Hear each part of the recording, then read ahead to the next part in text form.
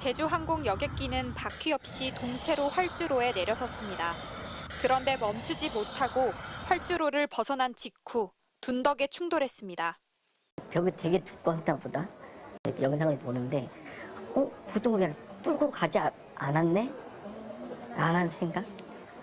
2m 높이 둔덕에는 조종사에게 활주로를 안내하는 로컬라이저, 이른바 착륙 유도 안전시설이 있습니다.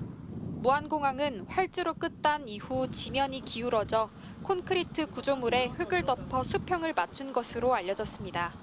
그런데 비행기와 부딪히고도 크게 파손되지 않은 둔덕을 본 전문가들은 국제 민간 항공기구는 물론 국내 운항 규칙과도 어긋난다고 지적합니다.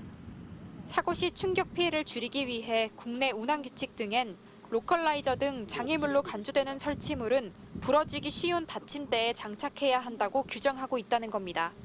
그게 사고를 키운 거지. 보통이면은 인천이나 김포 보면은 철골로 돼 있어요. 철골로. 부러지기 쉽게.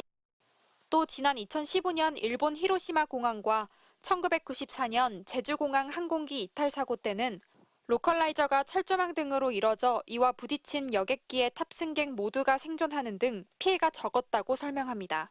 안테나 및 기타 등화시설 안테나가 대파가 됐지만은 항공기는 멀쩡하게 기체 이상은 아무 손상 없이 착륙한 사례도 있고. 활주로와 로컬라이저 구조물 사이의 안전 이격거리도 지적받고 있습니다.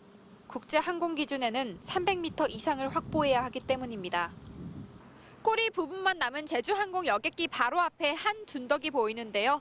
활주로 끝단에서부터 약 250m 정도 떨어져 있습니다. 국토교통부는 둔덕의 재질 문제 등을 따져 이번 참사와의 연관성을 면밀히 파악해 보겠다고 밝혔습니다. 그 안에 어떤 재질이라든지 소재에 대한 그런 어떤 제한들이 무엇인지 국내 규정하고 해외 규정하고 좀 살펴보도록 하겠습니다. 여수공항 등에도 무안공항처럼 콘크리트 구조물 위에 착륙 유도 안전시설이 설치돼 있습니다. MBC 뉴스 임지은입니다. 콘크리트 벽이 왜 있는지 모르겠다. 해외 전문가들이 이번 참사 원인을 분석하면서 대체로 보인 반응입니다. Facility, which is a large piece of concrete equipment, is located exactly where it is. There's no reason in my mind for it to be there. 비행기와 부딪히더라도 부서지기 쉬워야 하는데 무안공항은 콘크리트 구조물 위에 둔덕을 쌓으면서 오히려 피해를 키웠다는 겁니다. But they shouldn't be embedded in something as hard as that. That is awful. That is unbelievably awful. That kind of structure should not be there. 무안공항에 콘크리트 벽을 두고 국제 기준에 맞지 않다는 의견도 나왔습니다. It should never have a wall anywhere near the runway. Nowhere near it. I would say that absolutely contravenes international standards to have that wall there. 당시 기체는 수평을 유지하며 비교적 안정적으로 착륙을 시도했다면서 속도를 줄일 충분한 거리가 확보되지 않은 점을 지적하기도 했습니다. The touchdown was fine, but then of course it wasn't enough to slow down the aeroplane and then it ultimately impacted the wall.